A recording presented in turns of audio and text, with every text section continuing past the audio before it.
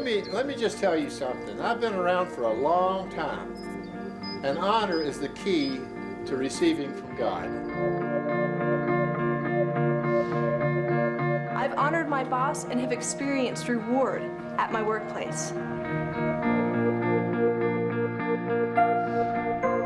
I honor, therefore I am honored.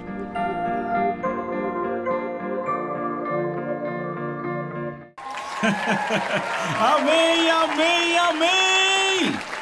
Aí estão vocês! Bem, é difícil de acreditar, mas estamos na linha de chegada. Estamos na sessão 12, a última sessão da recompensa da honra. Vocês aprenderam algo? Bem, eu tenho boas notícias e sabe quais são? O melhor vem agora! Porque sabe do que vamos falar hoje? Vamos falar sobre honrar todas as pessoas e finalmente vamos falar sobre honrar o próprio Deus. Estão prontos? Sente aí, vamos começar, certo? Então, 1 Pedro capítulo 2 é onde vamos começar e é uma passagem muito simples e você não precisa abrir, eu vou ler para você, certo? Pedro diz em 1 Pedro 2,17: honrem a todas as pessoas. Repitam comigo, honrem todas as pessoas. Certo, vou ler na amplificada. Demonstrem respeito por todos os homens e os tratem com honra. Agora a mensagem, tratem todos que encontrarem com dignidade. Agora na nova tradução viva, mostrem respeito por todos. Certo? Estes de quem Pedro está falando são aqueles a quem Jesus afetuosamente chamou de próximo.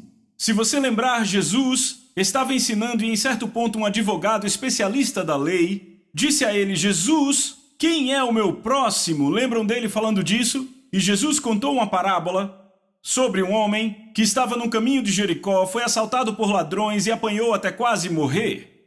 E um sacerdote vinha no caminho e quando viu o homem caído, passou para o outro lado da estrada. Passou direto, e então veio um levita e fez a mesma coisa. Mas então, e eu quero ler na versão a mensagem, um samaritano, eu estou lendo a Bíblia a mensagem, Lucas capítulo 10, versos de 30 a 38, um samaritano viajando pela estrada aproximou-se dele e quando viu a condição do homem, o seu coração moveu-se de compaixão. Repita, o coração moveu-se de compaixão. Lembre-se, toda honra se origina no coração. Lhe prestou os primeiros socorros, desinfetando e limpando as feridas. Então o colocou num burrinho e o levou a uma hospedaria para que ficasse confortável. Pela manhã tomou 2 moedas de prata, deu ao hospedeiro e disse: cuide bem dele. Se custar mais do que isto, coloque na minha conta e eu lhe pagarei quando voltar. O que você acha? Disse Jesus. Qual dos 3 tornou-se o próximo para o homem atacado pelos ladrões? O que o tratou com bondade? O erudito religioso respondeu. Jesus disse: vá e faça o mesmo. O sacerdote e o levita não viram o homem como alguém de valor. O samaritano, porém, a Bíblia diz que ele se moveu de compaixão em seu coração. Toda honra vem primeiro do coração. Sabe o que é impressionante? Aquele samaritano não precisou orar. Com o coração cheio de amor, compaixão e respeito pelas outras pessoas, ele fez o que era necessário. Este exemplo do samaritano é um exemplo clássico de alguém que honra todas as pessoas. Há formas diferentes de ajudar todas as pessoas. Uma destas formas é ajudar ministérios que Deus levantou para ajudar pessoas necessitadas. Eu lembro aqui de um amigo chamado Bill Wilson que cuida de 20.000 crianças no Brooklyn, Nova York. Ele dirige um ônibus, já foi esfaqueado, levou um tiro. É um dos homens que eu mais tenho respeito no planeta hoje. E tudo aconteceu quando sua mãe o abandonou num parque e um homem veio, viu ele embaixo daquele banco de parque e o enviou para um acampamento. E naquele acampamento ele foi salvo e passou então a ser cuidado, tudo porque aquele homem de negócios o honrou e cuidou dele como o samaritano. Agora o Bill cuida de 20.000 crianças em Brooklyn, Nova York. E não só isso, seu ministério é mundial. E como podemos ajudar ministérios desta forma? Eles têm centros em todo lugar. E como ajudamos, digam, financeiramente? Ajudamos com finanças. É isso que fazemos, ajudamos financeiramente alguns ministérios que sabemos que cuidam de pessoas. Mas a outra forma de ajudar, que é servindo ao ministério, repitam, servindo ao ministério. Eu quero dizer isso. A maioria das igrejas locais que já visitei tem ótimos trabalhos para alcançar os pobres. Você pode se envolver, se Deus colocar no seu coração, pode se envolver com esses ministérios e até ajudá-los financeiramente a alcançar os pobres. É muito importante que façamos isso porque é uma das formas que temos de honrar a todos. Agora eu quero dizer que não são só os que são pobres e destituídos que devemos ajudar, pois há destituídos que não são pobres. Sabe, há várias pessoas ricas financeiramente que estão sofrendo. E eles estão por aí, nos supermercados, nos shoppings, podem ser nossos vizinhos, têm boas roupas, comem boa comida, mas de fato estão sofrendo. E sabe o que pode acontecer? Uma palavra de encorajamento vinda de nós pode transformar suas vidas, pode colocá-los no caminho para que encontrem Jesus Cristo como Salvador. Sabe, porque muitas pessoas não falam de forma honrosa com outras pessoas é porque elas têm medo de falar, elas têm medo de dizer algo errado. Mas há uma passagem que Deus me deu logo que eu me converti e que conforta muito o meu coração e é a seguinte, Isaías 54, que diz assim: O Senhor Deus me deu a língua de eruditos. Repitam, a língua de eruditos, para que eu saiba dizer boa palavra na hora certa alcançado. Ouviram isso? Ele me desperta todas as manhãs, desperta-me o ouvido para que eu ouça como os eruditos. Então eu percebi, muito jovem na fé, logo que fui salvo, percebi que podia confiar em Deus e Ele daria as palavras certas para eu falar aos que precisam. Me daria palavras para honrar pessoas.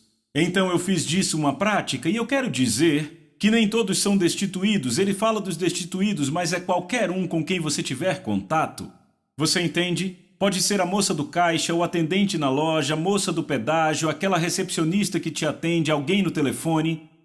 Eu lembro que recentemente eu e Lisa estávamos em Londres pregando numa conferência na igreja Hillsong e eu estava andando e orando e na Inglaterra não há muitos lugares para orar a não ser nos parques. Então bem cedo de manhã eu ia no Hyde Park para orar e eu lembro que eu estava andando por ali, na verdade eu estava voltando da oração e vindo bem na minha direção vinha uma mulher do Oriente Médio encurvada e parecia que ela carregava o peso do mundo e ela tinha um véu. E eu fiquei ali olhando para ela e a compaixão veio ao meu coração. E eu olhei para ela com um grande sorriso e eu disse, bom dia. E ela olhou para mim e ficou quase em choque. Para que é que um homem branco do oeste estava falando comigo? E ela estava tão em choque que nem sabia como responder e um grande sorriso veio ao seu rosto. Ela disse, bom dia. E eu percebi que apenas com aquele simples gesto, para honrar aquela mulher, provavelmente eu a ajudei naquele momento, eu sabia disso. Isso ocorre em qualquer lugar. Pode ser num restaurante, sabe quantas vezes eu já fui num restaurante e as pessoas lá servindo comida, eu observo os crentes lá lendo o menu, sabe, alguns leem o que querem no menu, devolvem o menu e continuam falando com os amigos. Estão comigo? E ali está aquele servo servindo a comida. Sabe, você deveria olhar para o garçom e dizer qual o seu nome, como está sua família, e pelo menos mostrar que você se importa com ele antes de pedir a comida. Estão comigo e quando terminar ali, deixe uma gorjeta, uma boa gorjeta. Esquece os 10%, que tal deixar 20%? Que tal uma gorjeta de 25%? Eu me lembro que eu estava numa igreja anos atrás e saímos para comer depois do culto. Entramos no restaurante e comemos muito bem e eu lembro do pastor deixar algumas notas na mesa. Provavelmente não era nem 1% do que ele comeu. E eu fiquei tão envergonhado porque aquela mulher que nos atendeu sabia que vínhamos do culto. E eu lembro que indo para o carro eu não aguentei, tive que voltar. Eu disse, pastor, eu preciso ver um negócio no restaurante, você me pega ali na frente? Eu corri para o restaurante e dei mais dinheiro a ela. Porque eu pensei, como podemos desonrar esta mulher que nos serviu dando menos de 10%? Era 1%. Sabe, você deve dar, você deve ser melhor que o mundo.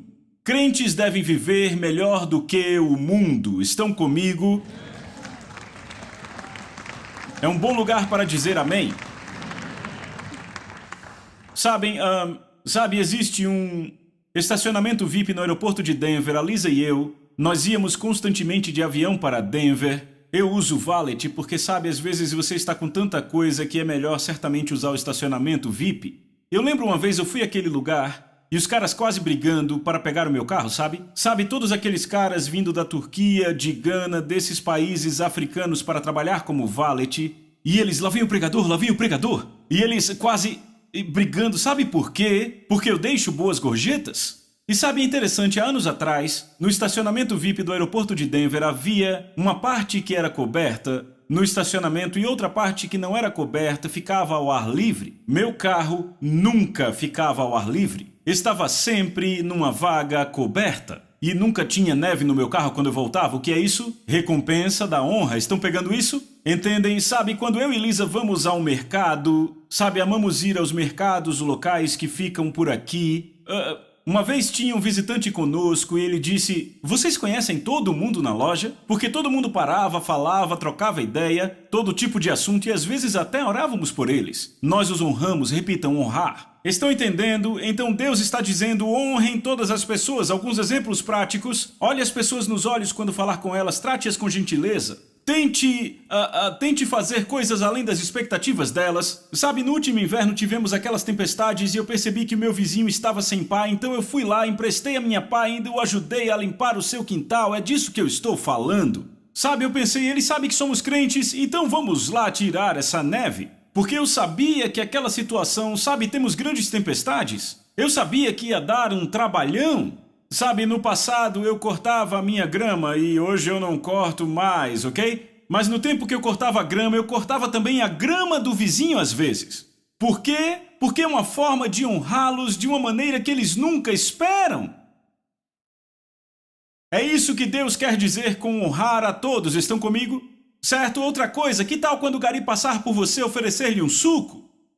Estão comigo? Talvez alguém está passando na frente da sua casa com fome. Dê comida a ele.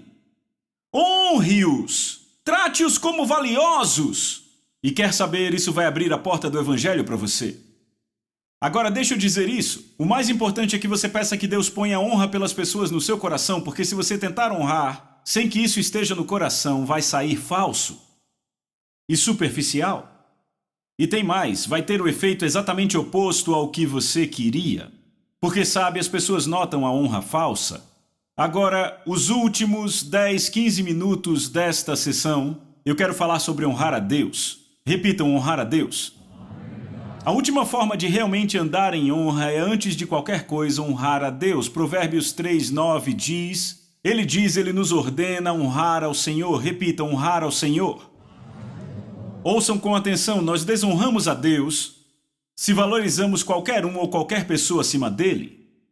Preciso dizer de novo, desonramos a Deus se valorizamos qualquer um ou qualquer coisa acima dele, ok? Agora, apenas para Deus, repita, apenas para Deus, a nossa honra transcende para a adoração. Deixa eu fazer essa afirmação que vai te ajudar a entender. Para todos sempre apenas adoramos a Deus. O Pai, o Filho e o Espírito Santo estão aqui. Para todos sempre daremos honra a quem a honra é devida, mas apenas a Deus isso transcende a adoração. Certo? Estão comigo? Então, quando honramos qualquer um acima de Deus, isso não é honrar, pelo contrário, é idolatria. Estão comigo?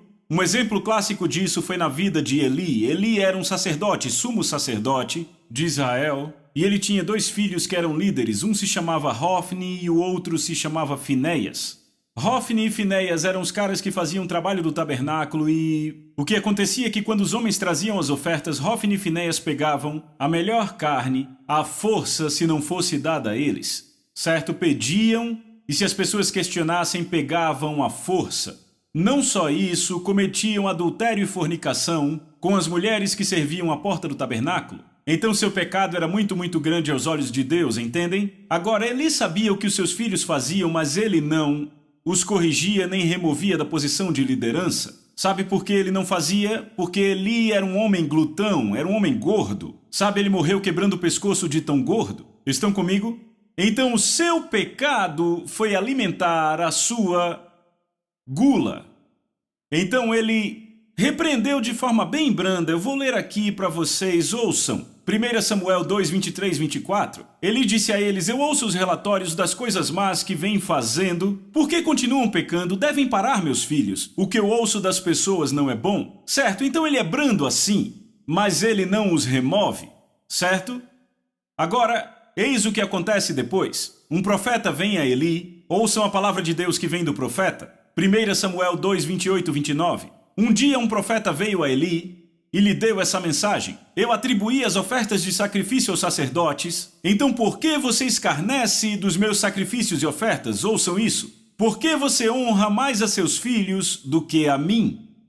Então Deus diz a Eli, por que você honra mais a seus filhos do que a mim? Pois vocês têm engordado do melhor das ofertas do meu povo. Então o que o profeta fez foi apontar os motivos de Eli, porque ao honrar os seus filhos, não os retirando da posição, ele ofendeu a Deus. Estão comigo?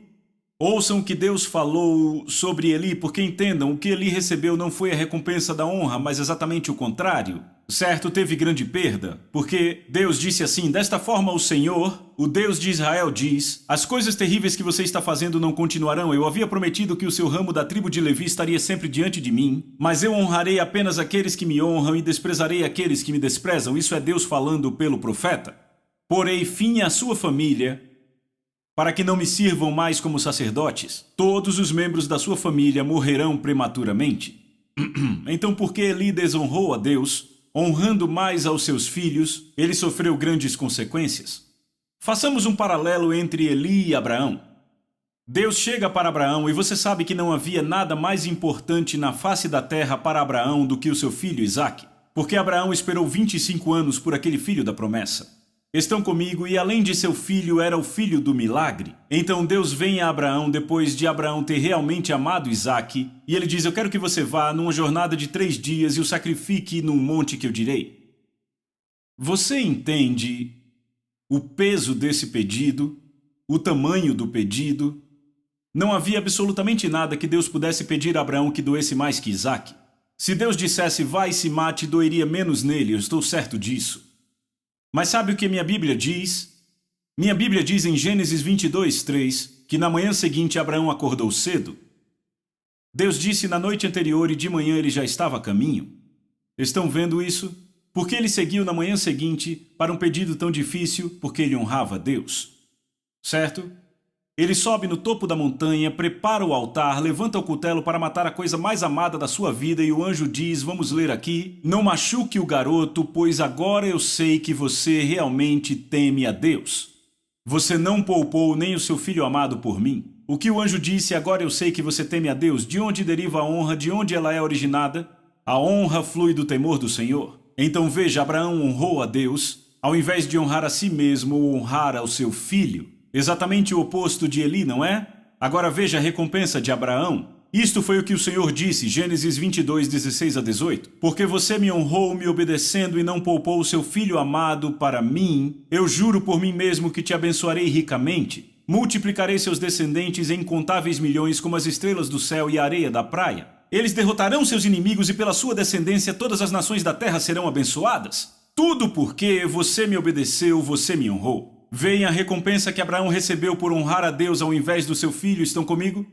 Certo? Vamos falar de Moisés. Moisés foi outro que esteve perto de perder tudo porque honrou outra coisa ao invés de Deus. Veja, o erro dele foi muito severo, ok? Deus ficou tão irado que a vida de Moisés esteve a ponto de ser encerrada abruptamente. Estão comigo? Deus ficou tão irado com Moisés que ele estava pronto para matá-lo. Você sabia disso? Quantos sabiam disso aqui? Oh, meu Deus, alguns precisam ler suas Bíblias. Êxodo 24. Não, desculpem, Êxodo 4:24 na Nova Tradução Viva. No caminho, Moisés e sua família haviam parado para pernoitar e o Senhor confrontou Moisés e estava a ponto de matá-lo. A nova versão King James diz que o Senhor buscou matá-lo. Isso é muito pesado. Deus veio matar Moisés. Agora, antes de debatermos isso, deixa eu contextualizar, ok? O que acontece aqui? Ok, Moisés está lá no deserto cuidando das ovelhas do seu sogro, certo? E Deus aparece no monte, certo? Na sarça ardente. Então Moisés vai para o topo do monte e Deus diz a ele, você é o libertador, você vai libertar o meu povo, você é o cara, certo? Então Moisés desce do monte e fica com aquela cara, você lembra, você já assistiu o filme, não é? Ele fica com aquela cara, né? É.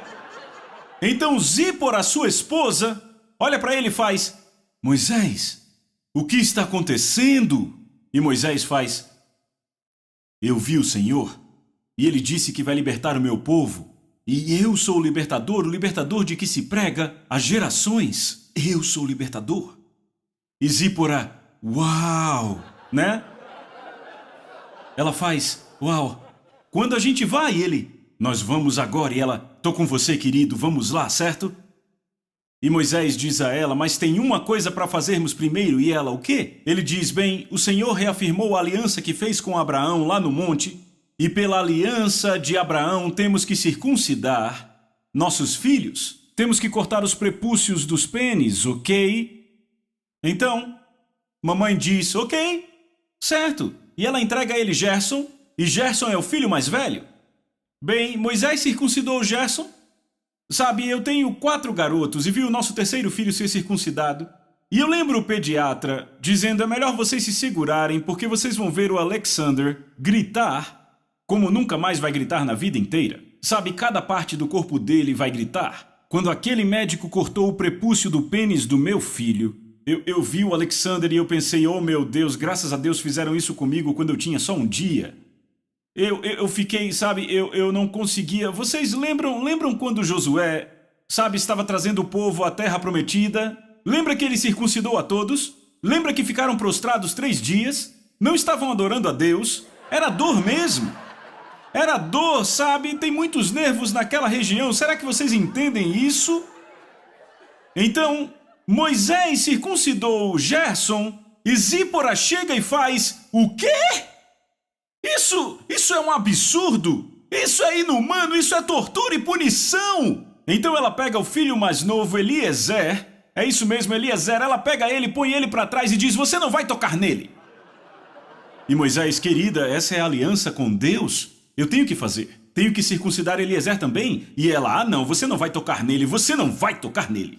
Que tipo de homem você é? Eu posso processar você. Isso é abuso infantil. E Moisés, querida, temos que fazer isso. Deus mandou fazer. Não vamos, não. Não, você não. Se você tocar nele, você vai ver o que eu faço com você. Toque nele e você vai ver meu amor indo embora.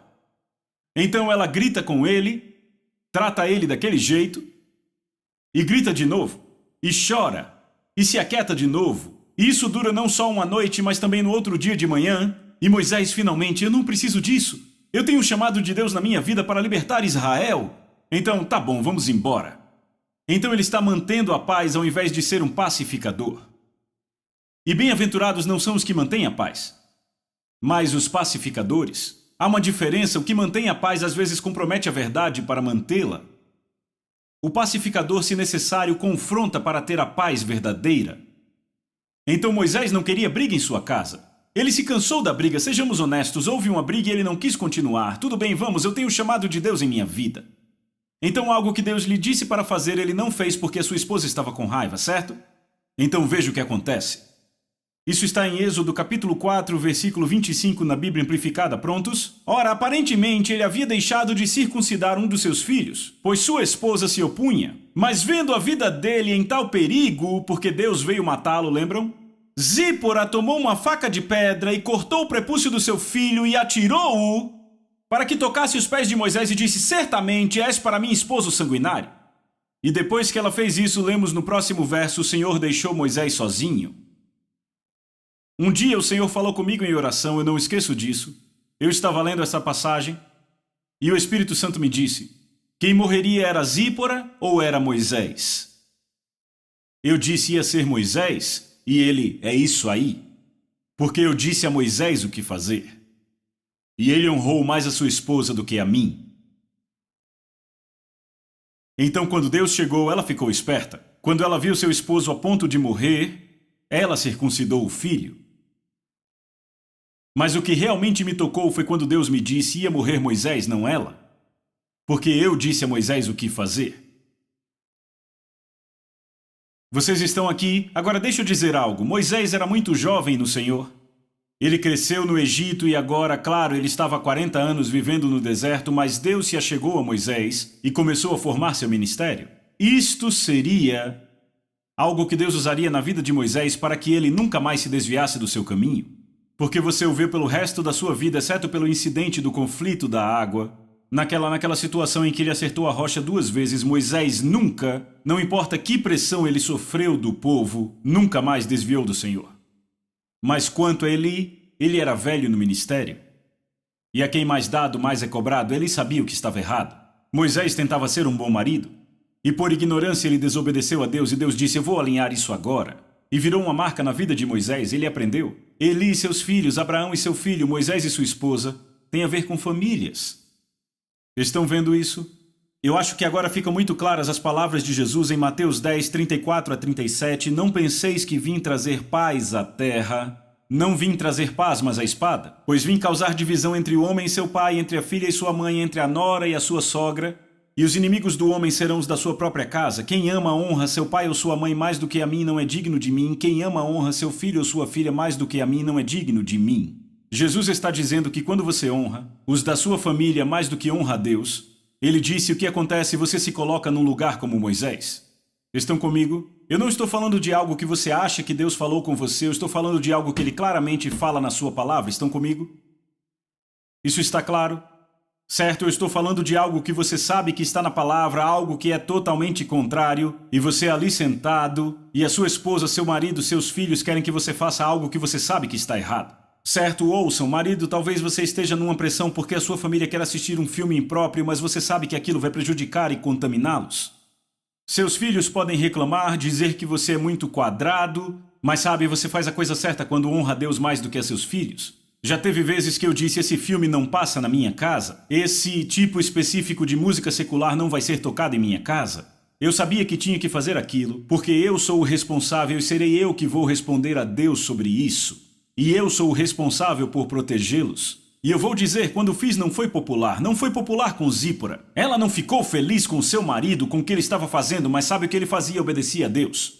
E você ali sentado, liderando a sua casa, deixa eu te dizer, você ali sentado e você sabe que a sua família quer fazer algo que não vai glorificar a Deus, você sabe no seu coração que aquilo trará desonra, você sabe no coração que pode trazer poluição nos seus filhos, não faça. Proteja a sua família. Estão comigo? Porque deixa eu dizer algo. Se você é o cabeça da casa e você é marido, não será a esposa diante do trono do julgamento para prestar conta, será você. Estão comigo? Isso é pesado. Existem momentos em que se retém a honra. Embora sejam raros, eu devo falar deles antes de encerrarmos. Provérbios 26, verso 1 na Bíblia Amplificada diz: como neve no verão e como chuva na colheita, ambos são terríveis, sabe? Neve no verão é ruim.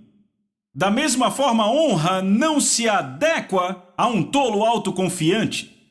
Ouviram isso? Provérbios 26, 8. Honrar um tolo é tão tolo como amarrar uma pedra no estilingue. Sabe o que acontece quando se amarra uma pedra no estilingue? Frame! Você toma.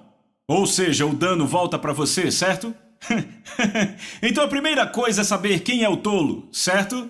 Vamos falar sobre quem é o tolo. É aquele que diz em seu coração: não existe Deus. Salmos 53, 1. É aquele que espalha calúnia. Provérbios 10, 18. É aquele que pratica o mal como um esporte. Provérbios 10, 23. Ele ou ela está sempre certo aos seus próprios olhos e não busca o conselho divino. Provérbios 12, 15. É aquele que fala palavras pomposas e orgulhosas. Provérbios 14, 3. É aquele que é autoconfiante e despreza a sabedoria, o conhecimento e a correção. Provérbios 18, 2 e 15, 5.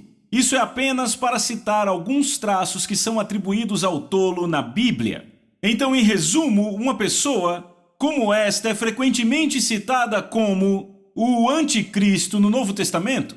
Se você quer saber quem é o tolo no Novo Testamento, no Velho Testamento, em Provérbios, ele está sempre lá, mas não no Novo Testamento, porque ele é o anticristo. Estão comigo? Certo? Diga amém se você entendeu isso. Porque eles vivem uma vida completamente contrária aos caminhos, sabedoria e conselhos de Jesus Cristo, certo? Quando honramos uma pessoa como esta pela sua loucura, trazemos dano a nós mesmos, a pedra no nosso estilingue volta para nós. Pegaram? O apóstolo João deixa isso muito claro, 2 João, versos 10 e 11. Se alguém vem até você e não traz esta doutrina, é desleal ao que Jesus Cristo ensinou. não o receba, não o aceite, não receba ou admita em sua casa ou lhe dê incentivo ou algum encorajamento, pois aquele que lhe deseja sucesso ou o encoraja, dando-lhe boas-vindas, é cúmplice em suas más obras. Você se torna cúmplice dele. Se você o honra em sua loucura, repita, em sua loucura, não quer dizer desonrar o ser humano tratando sem bondade ou amor, vocês entendem, mas você não honra sua loucura, seu pecado. Não é sábio honrar o comportamento desonroso ou crenças contrárias a Cristo. Se o fizermos, nos tornaremos cúmplices do pecado. Agora deixe eu falar bem rapidamente sobre obter honra. Repita, obter honra. Como dito anteriormente, é contrário ao coração de Deus exigir honra. Então deixa eu deixar bem claro, até uma criança vai entender, certo? Se o marido receber essa mensagem sobre honra, se ele assistiu essas 12 sessões sobre honra, se o marido ouviu essa mensagem, se depois disso ele chegar em casa e exigir receber honra da sua esposa e filhos, ele perdeu a essência da mensagem. Porque Jesus disse, eu não busco honra. Estão comigo? É errado exigir honra. No entanto, por outro lado, a palavra diz o que podemos fazer para atrair a honra. Repitam, atrair a honra. Provérbios 4, de 5 a 8 diz, adquire a sabedoria, adquire o entendimento, não esqueça. Das palavras da minha boca não te apartes, não desampares, e ela te guardará, ame-a e ela te protegerá. Sabedoria é a coisa principal, adquire a sabedoria, sim, com tudo o que possuis, adquire o entendimento, estima-a, e ela te exaltará, ela vai te trazer honra quando você abraçá-la.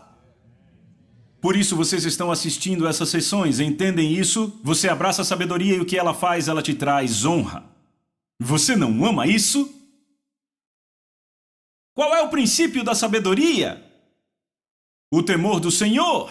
Então tudo volta de novo ao temor do Senhor. Não é maravilhoso? Por isso que Salomão, no fim da vida, ele escreveu, sabe? Ele se tornou um homem louco porque ele se desviou dos caminhos de Deus. E ele disse, a vida é só vaidade, é como tentar pegar o vento. E ele chega ao final e ele diz, quer saber? Finalmente aprendi o que importa na vida, temer a Deus e guardar seus mandamentos. E essa é a essência de toda a vida. Certo? Quando temos o temor do Senhor, vamos crer e obedecer a Deus em todas as áreas da nossa vida. Devemos sempre obedecer todos os seus mandamentos e preceitos. Eu vejo que há pessoas que tentam fazer a palavra se adequar às suas vidas. Tentam fazer a palavra se adequar às suas crenças. Em essência, quando leem a Bíblia, elas leem o que acreditam ao invés de acreditar no que leem. Estão acompanhando? O primeiro é engano e o último é o temor do Senhor, que leva à sabedoria, que atrai a honra.